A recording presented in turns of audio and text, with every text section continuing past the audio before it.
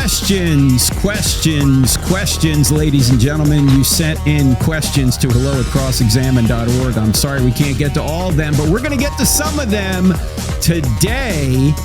Let me start right off the bat with a teacher in a public school. His name is Ramon. And he writes in and he says, "Dear Frank, I've been a listener for years, and your ministry led me down the rabbit hole that is apologetics. I'm a public school teacher. I teach chemistry. And I was reading Correct, Not Politically Correct last night when you talked about re-engaging society and being a beacon for Christ. How can I do that in my setting? Where I work, it's not like other crazy public school systems. It's a conservative county, but not everyone is. I love my students as Christ would love the church. I try and serve them and be a mentor, but if the gospel pops up in a conversation or the opportunity arises, can I get in trouble for talking about the gospel?" Let me stop right here. Yeah, you might.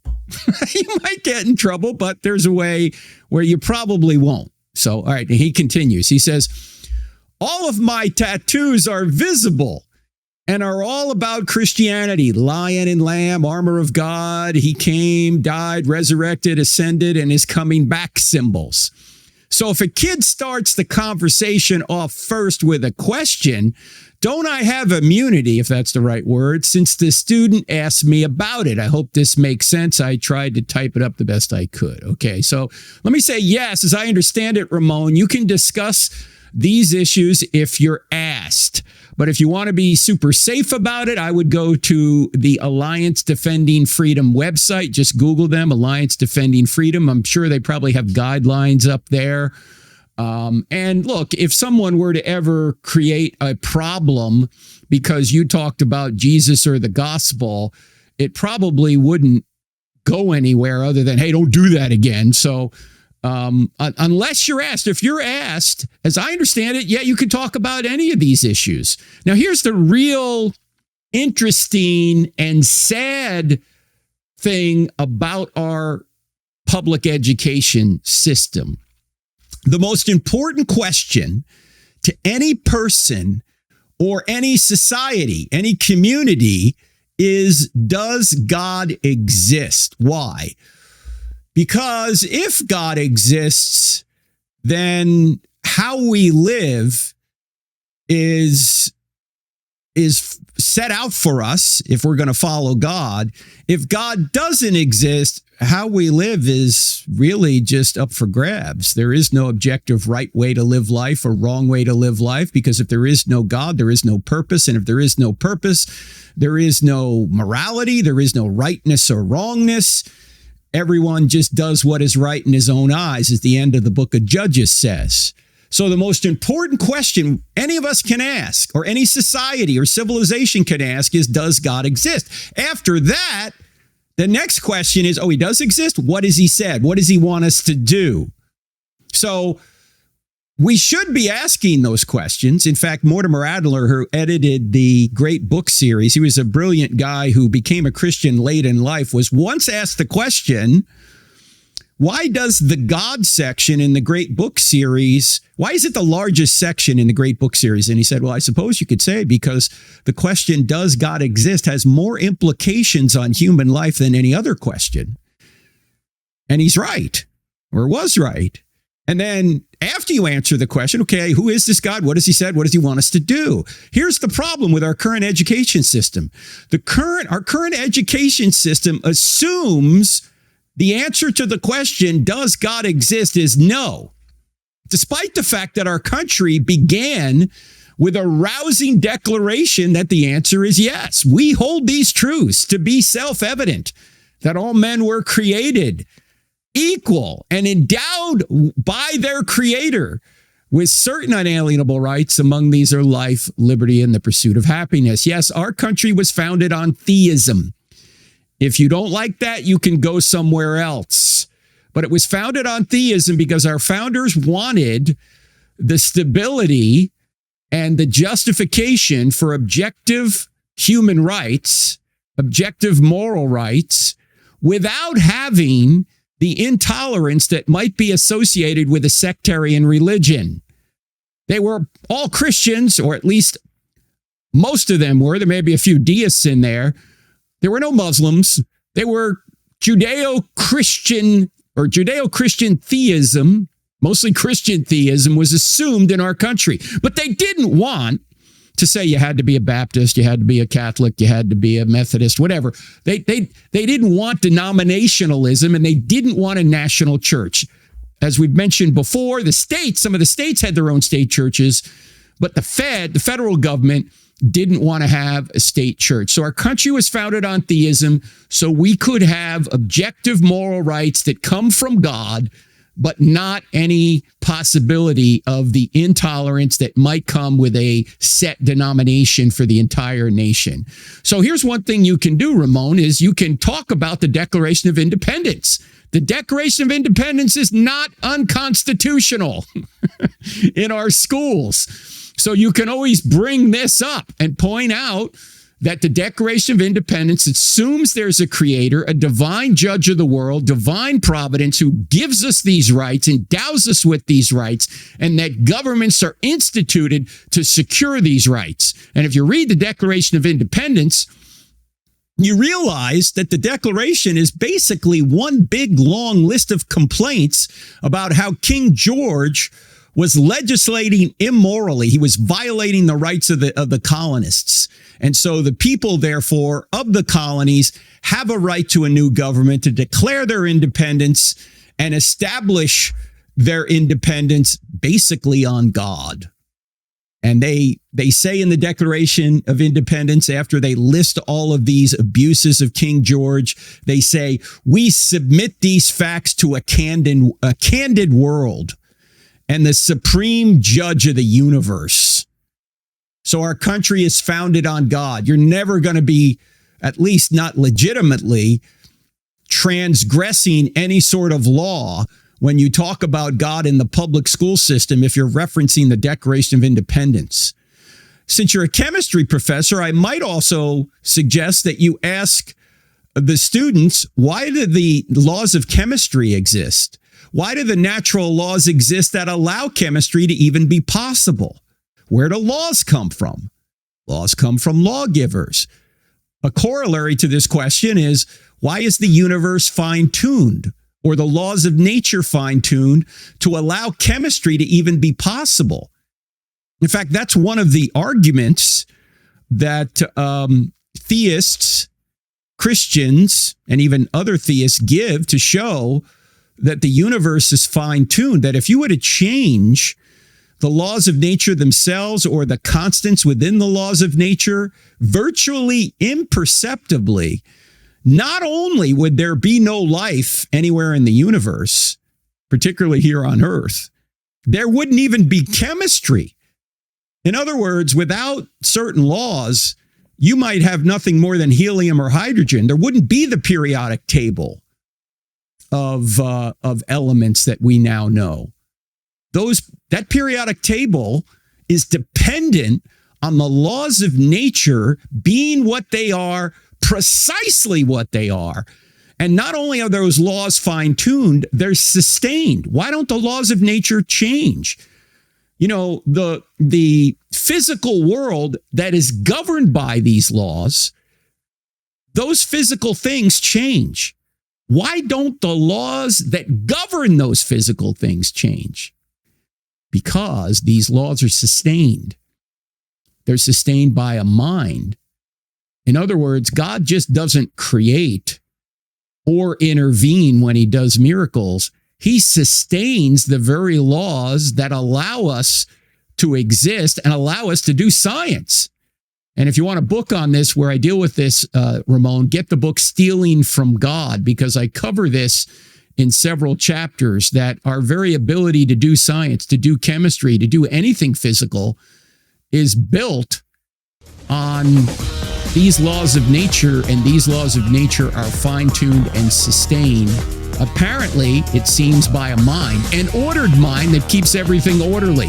All right, we have several more questions on today's edition of I Don't Have Enough Faith to Be an Atheist on the American Family Radio Network. Also, check out our website, crossexamined.org, crossexamined with a D on the end of it.org. Back in 2 minutes.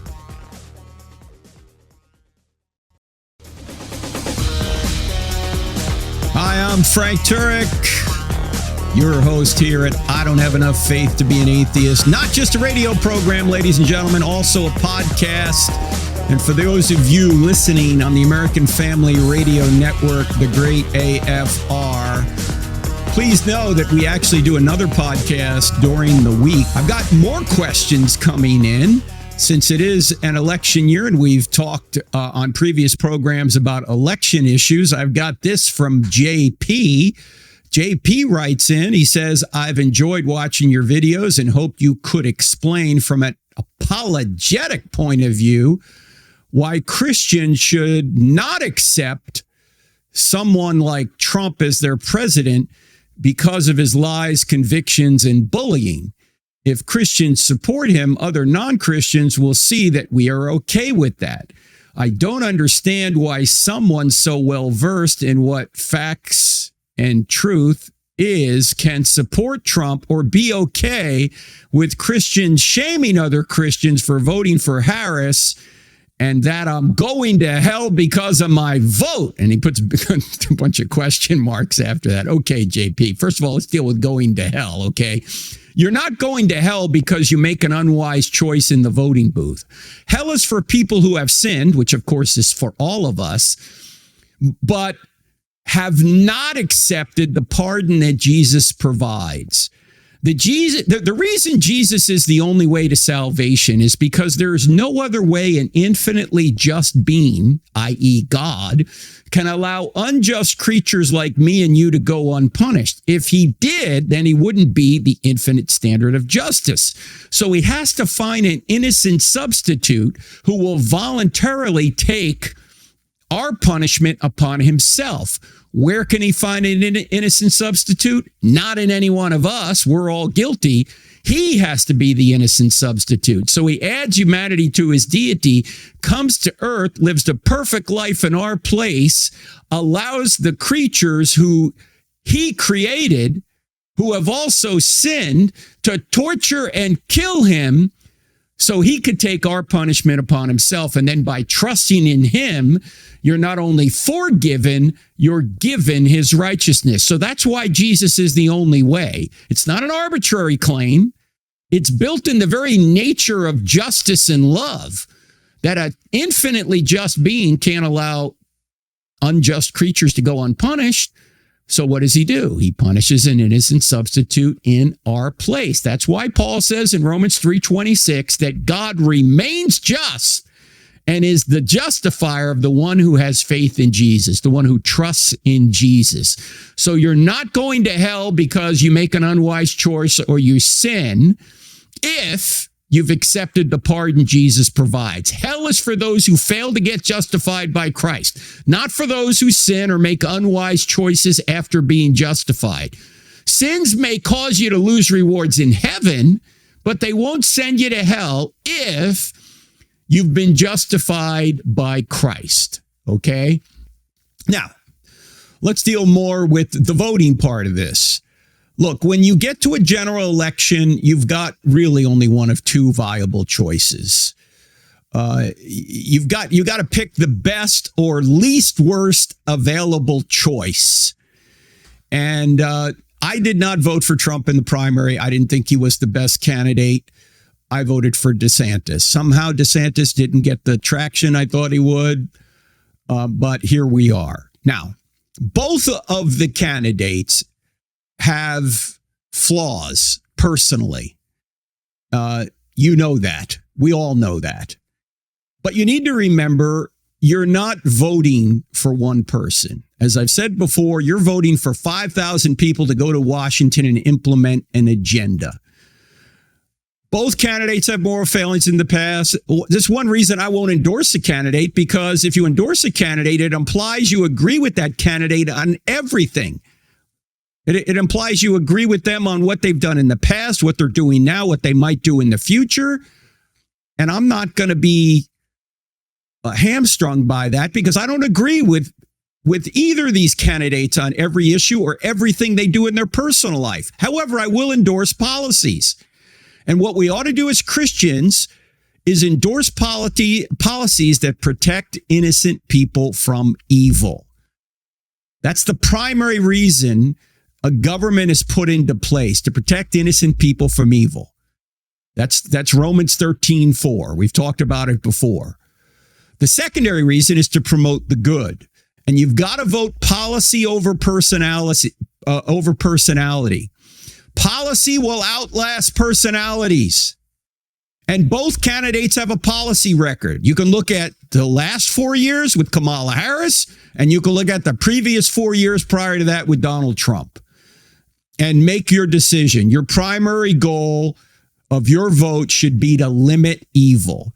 Pick the best available set of policies that these candidates represent, and vote that way. In fact, I found another interesting, a very good presentation on Christian voting, Pastor Josh Howerton's presentation called How to Vote Like Jesus. In fact, it'll be posted. You can find it on YouTube, but it'll also be posted at voteyourfaith.net. Go to voteyourfaith.net. And you can see that presentation, as well as some I've done, that Gary Hamrick has done, that Elisa Childers and Natasha Crane has done, that Alan Parr has done, and others. So go to voteyourfaith.net. Also go there for a digital voter guide. Put any address in there, and you will get your voter guide no matter what address you live in. They'll tell you everybody on your ballot, where they stand, and then you can make a biblical decision. Now, let me get back to the flawed character of both candidates. We've said they both had a sordid sexual past. Both have lied, or at least exaggerated, in their campaigns. But look, to be fair, despite the fact that Donald Trump is often his own worst enemy, you can just look at his rude tweets. You go, what are you saying this for? It's ridiculous. You must admit, by the way, some have suggested that Trump is on the spectrum somewhere because he doesn't pick up on social cues. But regardless of that, you must admit that he has been taken out of context and treated unfairly by the media. And by the way, this should come as no surprise if you know where the major media stand politically. And I'm going to give you some places where you can check into this in just a minute. But one study found that professors' voting registration at 40 leading American universities across 5 disciplines found the Democrat to Republican ratio were 20-1 Democrat to Republican in journalism. 90+% of journalists are left and will vote for the Democrat candidate. And you will see how far left they go by how they report. In fact, I'm going to play you a short video. It's 4 minutes that will show you how Donald Trump has been taken out of context. I'll explain where this comes from in just a minute, but I'm running out of time. I got to play it right now. Here it is. The media has widely and repeatedly reported Trump's words out of context in ways that disfigure what he actually said. Now, it's difficult to tell whether these are honest mistakes or deliberate lies, but they did this by cutting out words that he said in close proximity to one another, sometimes within seconds. Here's 9 prime examples. 1. The media widely reported that Trump called immigrants animals. In reality, Trump used the word animals to describe murderous illegal aliens like MS-13 gang members, not immigrants in general. 2. The media widely reported that Trump threatened a bloodbath if he loses the election. In reality, Trump used the term bloodbath to describe what 4 more years of Biden's policies would do to the United States, particularly to the auto industry. 3. The media widely reported that Trump praised white supremacists as very fine people. In reality, Trump called them very bad people, stated that he condemned them, and said that the very fine people were those who showed up to innocently protest. 4. The media widely reported that Trump said he would use the FBI and DOJ to go after his political opponents. In reality, Trump said that Biden sicked the FBI and DOJ on his political opponents, and this could happen in reverse but the people aren't going to stand for it. 5.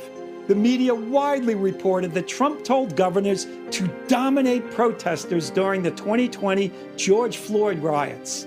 And for good measure, CNN's Anderson Cooper took it another step further by saying that Trump seems to think that dominating black people, dominating peaceful protesters, is law and order.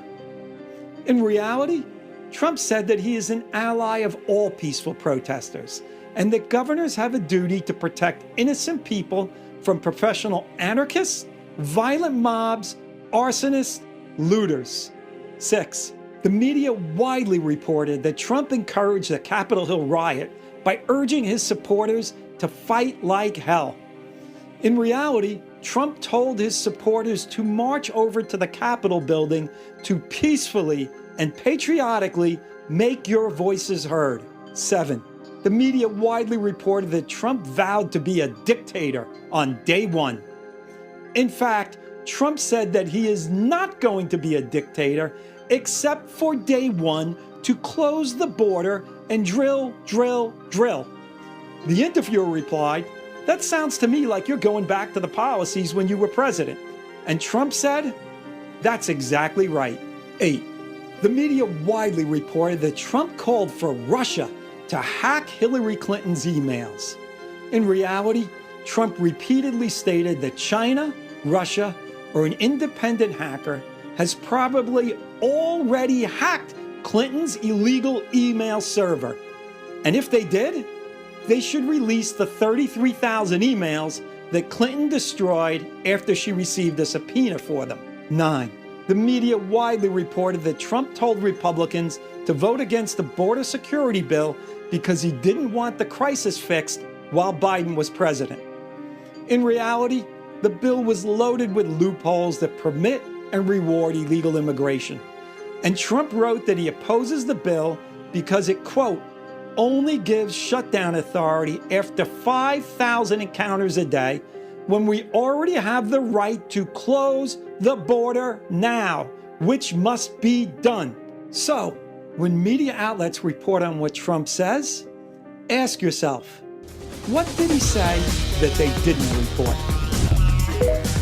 That's from justfacts.com, ladies and gentlemen.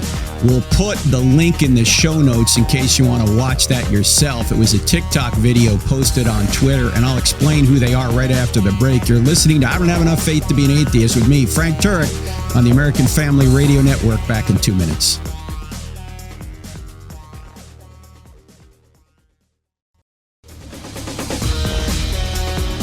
Ladies and gentlemen, that clip we just showed was from an organization called justfacts.com. If you're just tuning in and you missed the clip, you can go to wherever you see or hear podcasts and look for the I Don't Have Enough Faith to Be an Atheist podcast.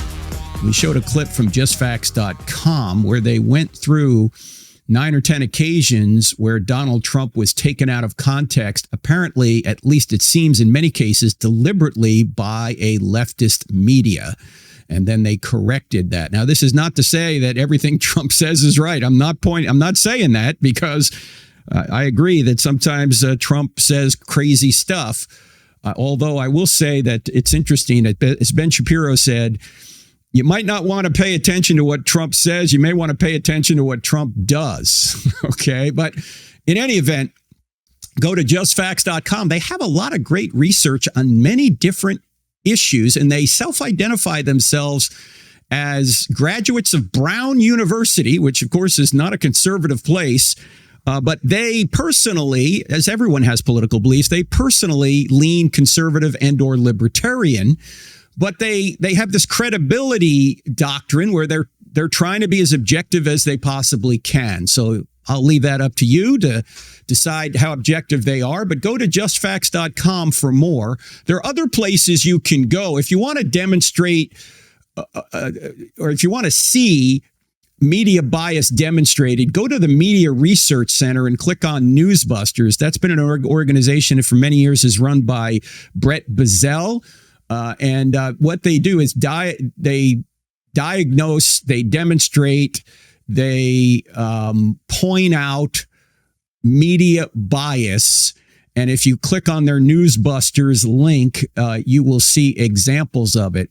If you want a website that will give you all sides of journalism, you may want to go to allsides.com, because they'll post an article about a particular topic by all three kind of political perspectives, from the right, from sort of the middle, and then from the left. And they'll identify, okay, this is CNN or MSNBC, it's coming from the left. This is Fox, is coming from the right, you know.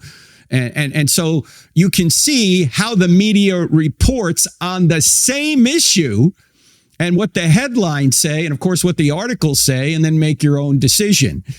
But we all know, I mean, this has been going on for decades. I remember when Bush #1 ran for president, he had a bumper sticker that said, "Annoy the media, vote for Bush."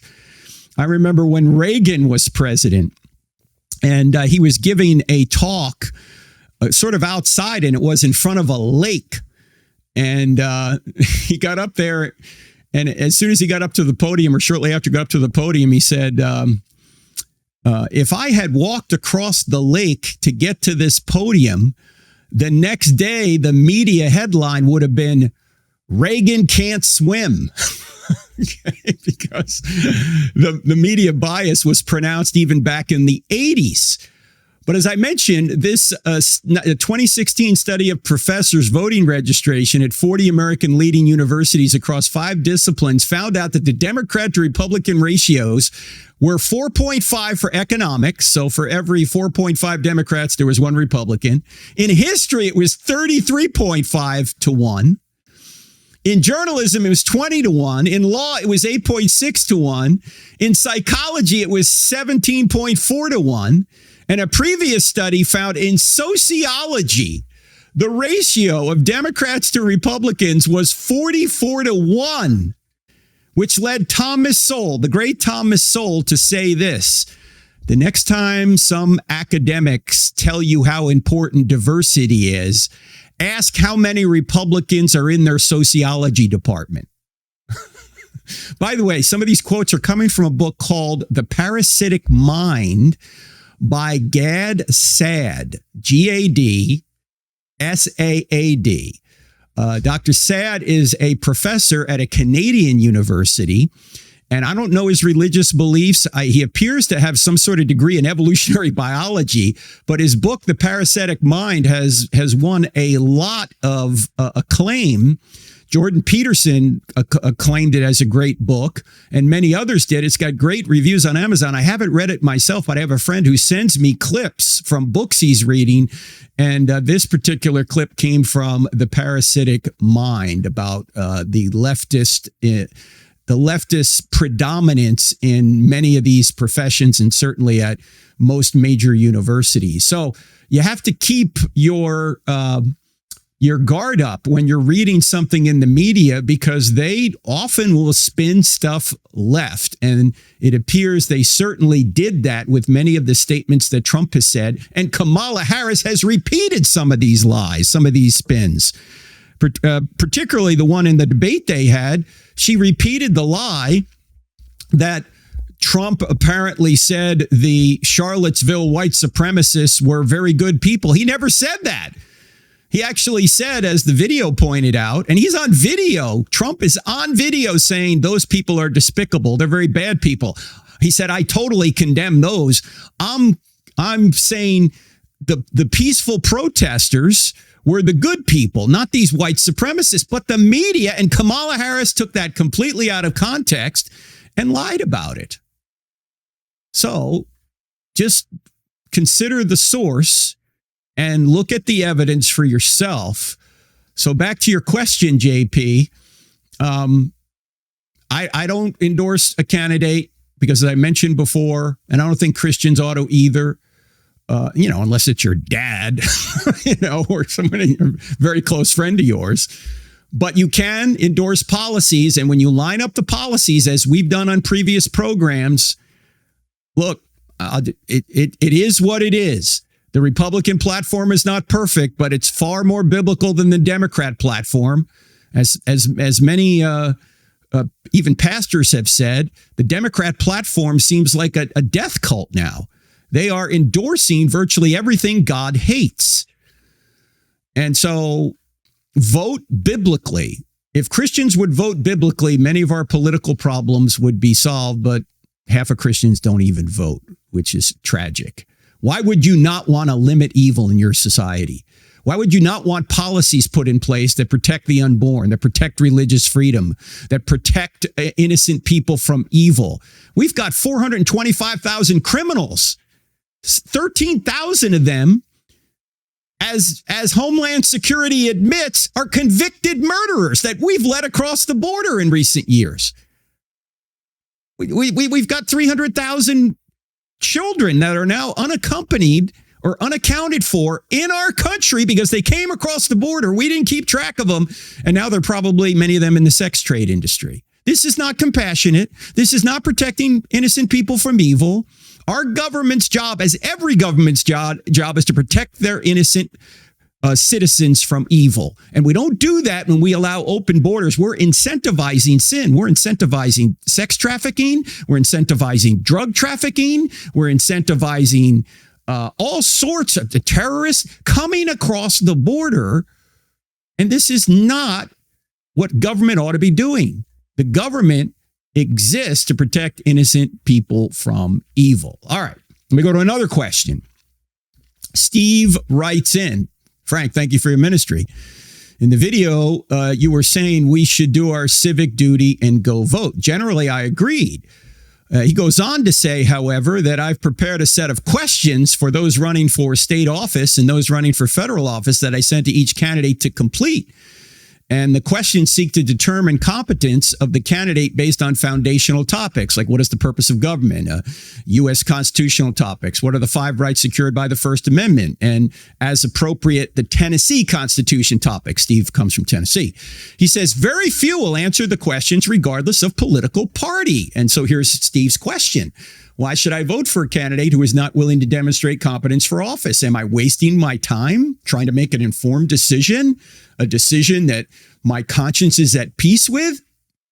What is God honoring about just voting Republican because their platform is better when the individual I'm voting for may not know the basics of the U.S. Constitution or the state constitution? Sincerely, Steve.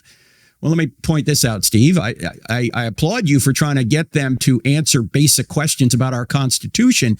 But please remember that candidates are busy and they can't answer every inquiry and probably won't answer your inquiry unless you're a big enough organization or a big enough name to have influence over a large number of voters. They get all sorts of inquiries about where they stand on certain issues. Now, other organizations that maybe, I don't know your organization and I don't know you personally, but other organizations have had some success doing this because they influence a lot of people. For example, the American Family, AFA, American Family Association, who is associated with this radio program, the American Family Radio Network, has surveyed politicians all over the country.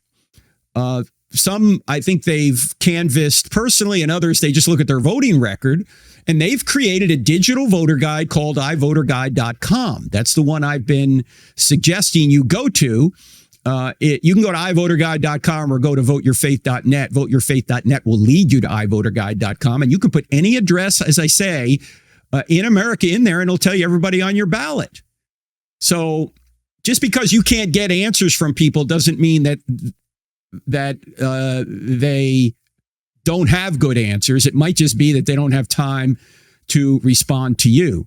Now, I agree that primaries are critical. That's where you can get the best candidate, which will shape the platform. But when you get to the general election, you're down to just 2 viable choices, again, who are not just single candidates.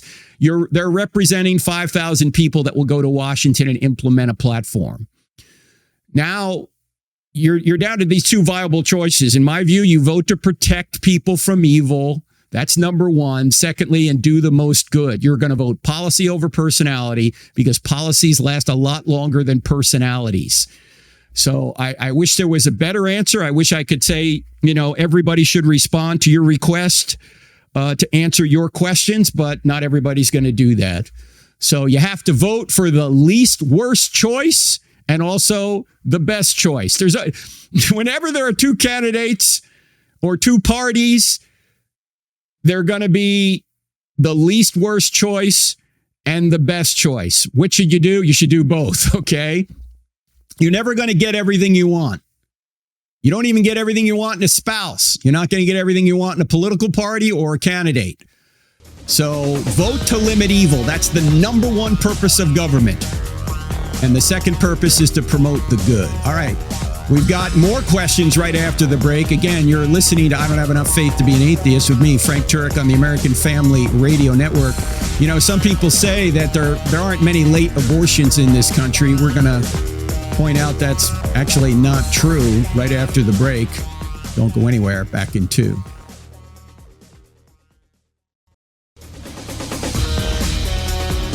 Ladies and gentlemen, this weekend, this Sunday, October 27th, Lord willing, I will be at Park Valley Church in Haymarket, Virginia.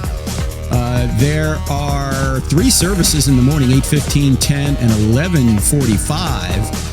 And we'll do I Don't Have Enough Faith to Be an Atheist. I will introduce it in the morning, and then beginning at 4 o'clock that afternoon, till about 6 p.m., I'll finish the I Don't Have Enough Faith to Be an Atheist presentation and take your questions. Everybody is welcome to Park Valley Church in Haymarket, Virginia, just to the west of Washington, D.C. Then the next night, we're going to be here in Charlotte, North Carolina at a church up near Lake Norman, called Freedom House Church, and we will be talking about if there is a good God, why is there evil?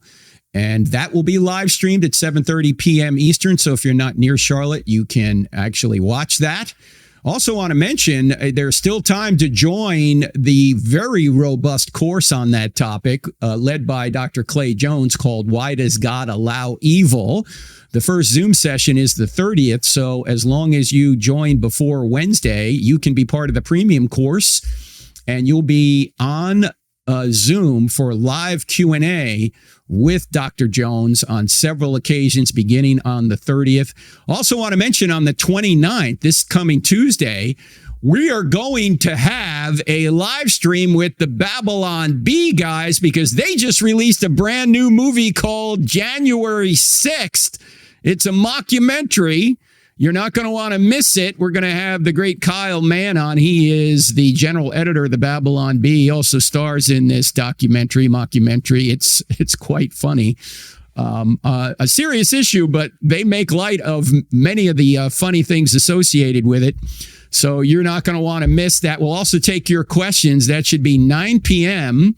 on our YouTube channel on this Tuesday, the 29th of October. So join us for the Babylon Bee J6, their brand new blockbuster movie. Oscars, I'm sure, are going to be won by the Babylon Bee folks because of this amazing film. You're not going to want to miss it. All right, let me go back to questions.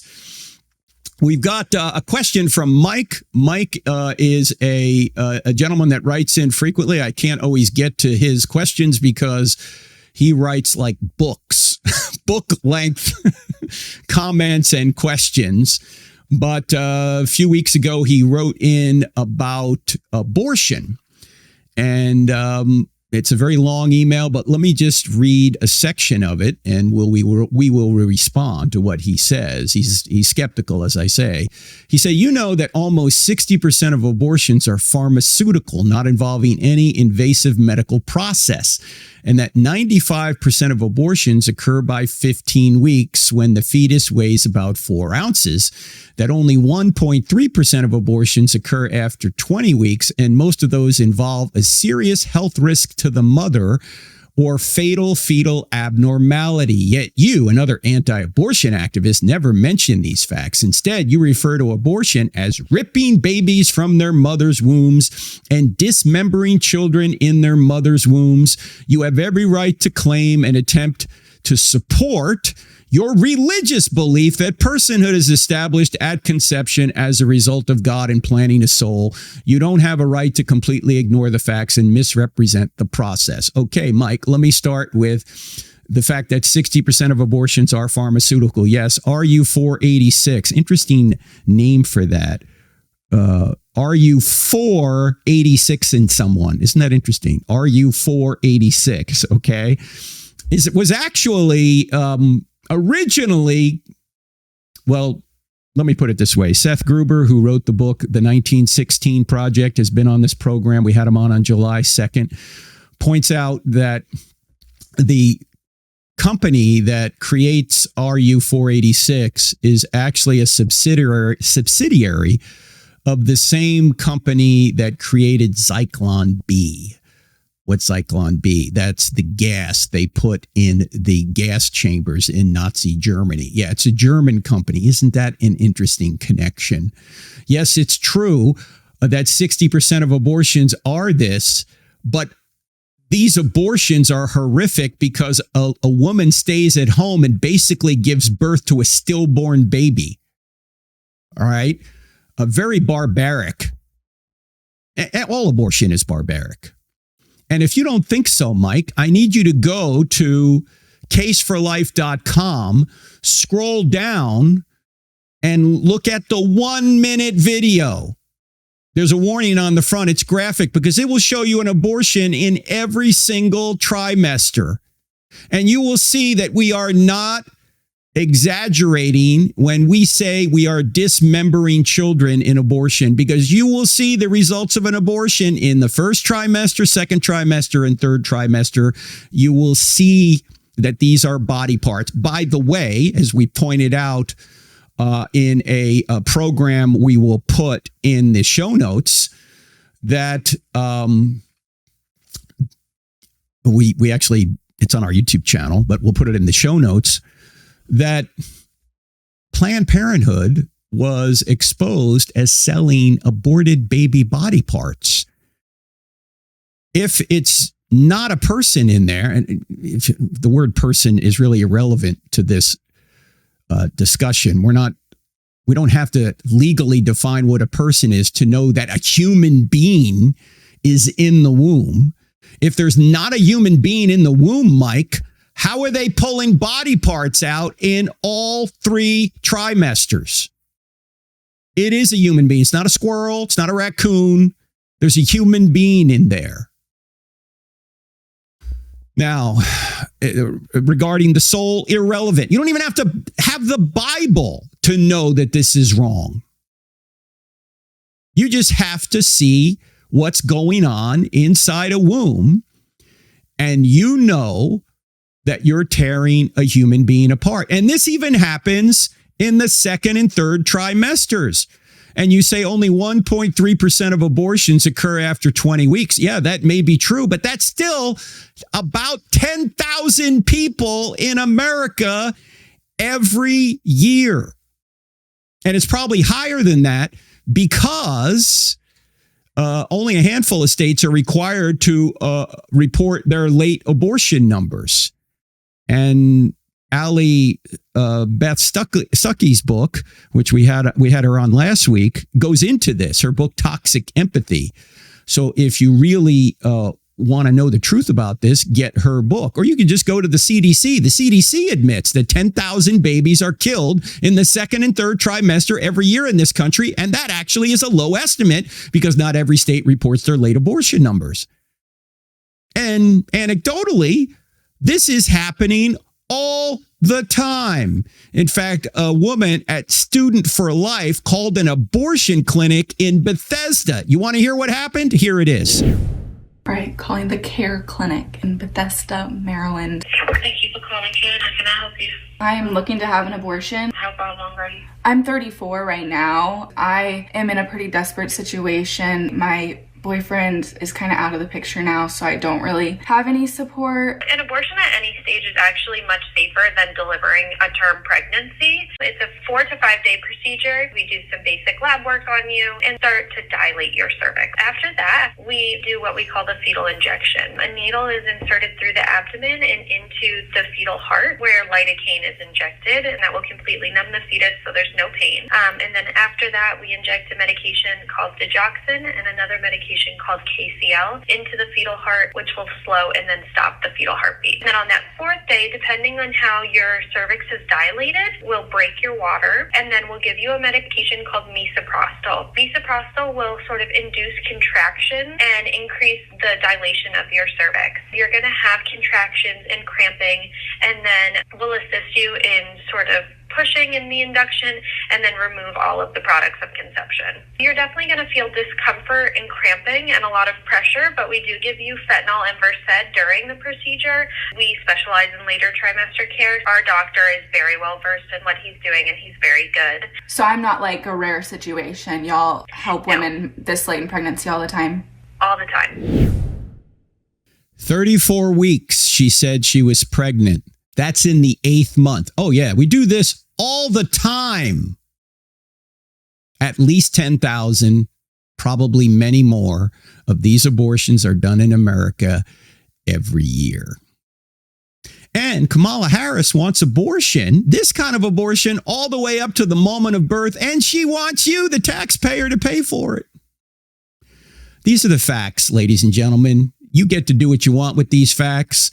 But Mike, please don't write in and say that when we say we're tearing babies from the womb, or abortionists are tearing babies from the womb, or they're dismembering children, and you're calling that false. No, what you're saying is false. Look at the facts. Look at what this Bethesda, a Maryland abortion clinic has said. They're going to put a drug right into the heart of the baby to kill the baby. And then they're going to induce labor and delivery. And in other situations, they just cut the baby up inside. And sometimes they orient the baby in a certain way to make sure they get the body part that somebody wants to buy, that body part doesn't get damaged. This is barbaric. You don't even need the Bible to know that this is wrong. The soul, irrelevant to the conversation. That's a theological issue for Christians. When does the soul get put in? That's not what we're talking about here. We're talking about, is that a human being? It is a human being.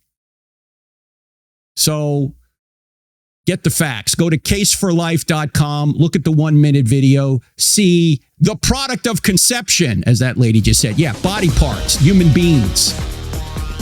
All right, friends, sorry for this cheery show, but if you're going to write in falsehoods, I'm going to have to deal with them, and this is a falsehood. Vote accordingly. Vote life over death. Vote biblically. Vote policy over personality. All right, Lord willing, we'll see you here next week. God bless. If you're looking for solid answers to life's biggest questions, don't miss the latest episode of I Don't Have Enough Faith to Be an Atheist.